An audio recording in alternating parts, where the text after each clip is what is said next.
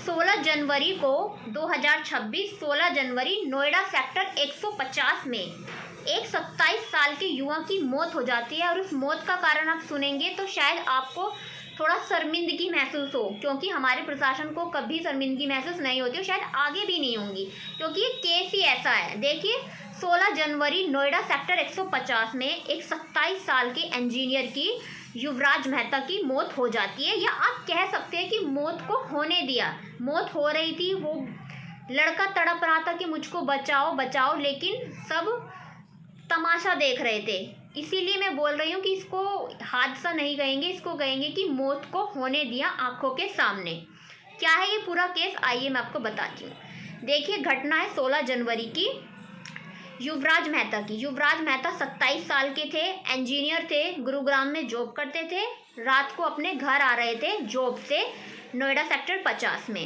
यहीं से ही स्टार्ट होती है, यानी आप कह सकते हैं कि यहीं से इस केस में पता लग जाता है कि सिस्टम की क्या लापरवाही होती है, क्या कैसे लापरवाही करता है सिस्टम। और लोगों की बात तो आप क्या ही बोले, लोगों के इस केस में पता लगता है कि लोगों में अब कितनी इंसानियत बची है। तो आइए इस केस में मैं आपको बताती हूँ। जैसे कि मैंने बताया, युवराज गुरुग्राम से अपनी जॉब से घर आ रहे थे, उनकी गाड़ी टकरा जाती है गड्ढे में और गड्ढे के अंदर गिर जाती है। देखिए, सबसे बड़ी बात यहाँ पे नोटिस करने वाली बात है कि जब इतना बड़ा कंस्ट्रक्शन वर्क चल रहा है, अंडर कंस्ट्रक्शन वर्क है, बिल्डिंग का बेसमेंट बनाया जा रहा है, तो क्या किसी की जिम्मेदारी नहीं बनती कि वहाँ पर कोई लाइट लगाई जाए, वार्निंग साइन लगाई जाए, कोई बैरिकेडिंग लगाया जाए, कुछ रिफ्लेक्टिंग लाइट लगाई जाए। किसी की भी कोई किसी अथॉरिटी की या किसी की भी कोई किसी बिल्डिंग जो ओनर है उनकी कोई मतलब रिस्पॉन्सिबिलिटी नहीं बनती कि यहाँ पर कोई ऐसी चीज़ लगाई जाए कि लोगों को पता लगे कि ये जगह खतरे से खाली नहीं है, अपना प्रिकॉशन लेके चले। लेकिन नहीं, ऐसा वहाँ पे कुछ भी नहीं था। एक तो वहाँ 16 जनवरी की ये बात है, रात के 12 बजे की बात है, फोग इतना हो रहा था कि युवराज को कुछ नहीं दिखा। देखिए, मैंने जैसे कि पहले आपको बोला कि इसको हादसा नहीं बोला जा सकता। हादसा इसमें जब होता है या युवराज कोई ओवर ड्रिंक करके कार चलाते, फास्ट कार चलाते, या कार की आपस में टक्कर हो जाती है। ऐसा कुछ नहीं है, यहाँ पे साफ साफ है कि मौत कराई गई है सिस्टम की लापरवाही की वजह से और लोगों की लापरवाही की वजह से। युवराज की कार उस गड्ढे में गिर जाती है, वो हेल्प के लिए चिल्लाते हैं, अपने पापा को कॉल करते हैं। उनके पापा भी राजकुमार मेहता उस घटना स्थल पर आ जाते हैं। 2 घंटे वो मदद की गुहार लगाते हैं। युवराज मेहता चिल्लाते रहते हैं कि मुझे बचाओ, अपनी लोकेशन भेजते रहते हैं कि मैं यहाँ पे हूँ। वो अपनी गाड़ी की छत के ऊपर बैठ जाते हैं और अपनी फ़ोन की फ्लैश लाइट भी ऑन कर लेते हैं और लोकेशन सेंड करते रहते हैं कि मैं यहाँ पे हूँ, चिल्लाते रहते हैं। और देखिए, पुलिस अथॉरिटी भी आ जाती है वहाँ पे, फायर डिपार्टमेंट के लोग भी आ जाते हैं वहाँ पे, एसडीआरएफ की टीम भी खड़ी रहती है, यानी कि फायर डिपार्टमेंट, एसडीआरएफ और पुलिस अथॉरिटी सब खड़े रहते हैं। कोई भी युवराज मेहता को बचाने नहीं आता है। आप सोच सकते हैं बाप पर क्या बीती होगी कि उसका लड़का बेटा मदद की गुहार लगा रहा है और बहुत ट्राई कर रहा है कि कोई मुझे बचा लो। वो गाड़ी के ऊपर बैलेंस बना के बैठा हुआ है, अपनी फ्लैश लाइट ऑन करे हुए है कि मुझे बचाओ, अपनी लोकेशन सेंड कर रहा है कि पापा मैं मरना नहीं चाहता, मुझे बचा लो। लेकिन कोई नहीं बचाता, लोग सिर्फ उसकी वीडियो बनाते रहते हैं। और जो ये सब डिपार्टमेंट है, एमरजेंसी डिपार्टमेंट है, ये इनका कहना है कि इनके पास कोई इतना मतलब इक्विपमेंट नहीं थे और पानी बहुत ठंडा था, पानी के अंदर सरिये थे, तो उन लोगों को भी प्रॉब्लम हो सकती थी। मुझको ये समझ नहीं आता कि इमरजेंसी डिपार्टमेंट क्यों बनाया जाता है कि ताकि लोगों की मदद करी जाए। बट ऐसे इमरजेंसी डिपार्टमेंट का क्या फ़ायदा कि ना तो टाइम पर आते हैं, और अगर टाइम पर आते हैं तो इक्विपमेंट नहीं होते, और माना कि इक्विपमेंट है तो बचाने के लिए नहीं जाते।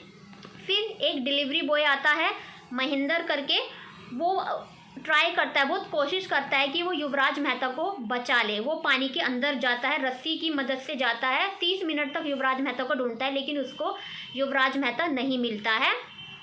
गाड़ी गिरने के बाद पानी में लड़का 1 घंटा से 2 घंटे, लगभग 1 घंटा 45 मिनट तक लड़के ने खूब अपने बचाने की गुहार लगाई है कि भाई मुझे बचा लो, किसी भी तरीके से बचा लो। मौके पे पुलिस भी थी, एसडीआरएफ भी थी, और अग्नि विभाग वाले भी थे, फायर ब्रिगेड वाले भी थे। किसी ने उसकी मदद नहीं करी। बोल रहे थे ठंडा पानी है, हम नहीं जाएंगे अंदर, चला तुम बाहर आओ, मैं जाऊंगा अंदर। वो बाहर आए, मैंने अपने कपड़े उतारे, मेरे कमर पे अपनी रस्सा बांधा और कम से कम 50 मीटर अंदर गया मैं, और कम से कम 30 मिनट मैंने वो लड़का ढूंढा अंदर, पानी में रात 2:45 बजे। 30 मिनट तक मैंने वो लड़का ढूंढा, ना तो मुझे गाड़ी मिली नहीं मुझे लड़का मिला। रिपोर्ट के मुताबिक पता लगता है कि 6 बजे युवराज मिलते हैं, नेक्स्ट मॉर्निंग मिलते हैं, अपनी डेड बॉडी के साथ मिलते हैं, और कार भी उनकी मिलती है। मतलब रेस्क्यू ऑपरेशन तो मतलब स्टार्ट ही नहीं करा गया था। यहाँ रेस्क्यू भी जो डिपार्टमेंट, इमरजेंसी डिपार्टमेंट है, ये भी फेल, सिस्टम फेल, और लोग सिर्फ तमाशा देख रहे थे, खड़े हो रहे थे। मुझे ये समझ नहीं आता कि लोग ऐसे तमाशा क्यों देखते। देखिए बहुत सारी जानें तो ऐसी ही जाती है कि लोग क्योंकि तमाशा देखते रहते हैं, वीडियोज़ बनाते रहते हैं। देखिए फिर इस केस के बाद नोएडा के जो अथॉरिटी CEO को है उनको हटा दिया जाता है पद से, लोकेश एम को, और 2 बिल्डरों के खिलाफ FIR दर्ज कराई जाती है। 1 जूनियर इंजीनियर को बर्खास्त किया जाता है। 2 अधिकारियों को नोटिस जारी किया जाता है, कारण बताओ। और एक स्पेशल इन्वेस्टिगेशन टीम बैठाई गई है, वो 5 दिन के अंदर इस मामले की रिपोर्ट CM योगी आदित्यनाथ को देगी। तो इस केस के बाद ये सब करा जाता है, तो मुझे नहीं लगता कि ऐसे करने से जो चला गया वो वापस आएगा।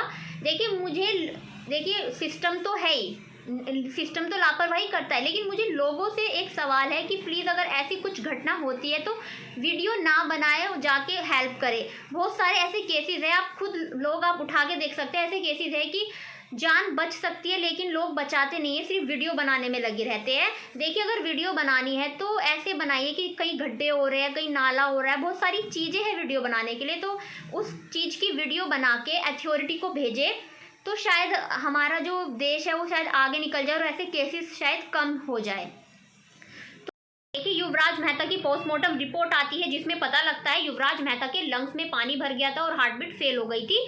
डूबने की वजह वो नहीं बच पाए युवराज मेहता। तो यही थी न्यूज़ नोएडा सेक्टर 50 की।